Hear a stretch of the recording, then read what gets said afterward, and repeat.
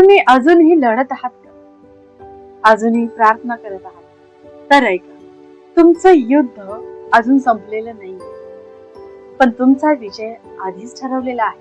Praise the Lord. प्रियांनो, जीवनात संघर्ष येतात, परीक्षा येतात, कधी कधी सगळं आपल्या विरोधात जातं, पण देवाचं वचन आपल्याला एक खात्री देतं, विजय निश्चित आहे.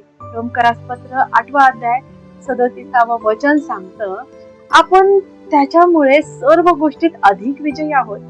म्हणजे तुम्ही फक्त जिंकणार नाही, तुम्ही अधिक विजयी होणार आहात. येशूने क्रुसावर विजय मिळवला, मृत्यूवर विजय मिळवला आणि त्या विजयामुळे आज आपल्यालाही विजयाची खात्री आहे.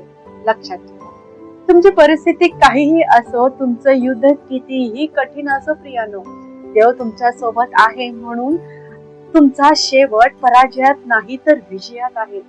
आज ठामपणे जाहीर करा, मी परिस्थितीकडे पाहणार नाही, मी देवाच्या वचनावर विश्वास ठेवणार आहे, कारण मला माहित आहे की माझा विजय निश्चित आहे. हालेलुया.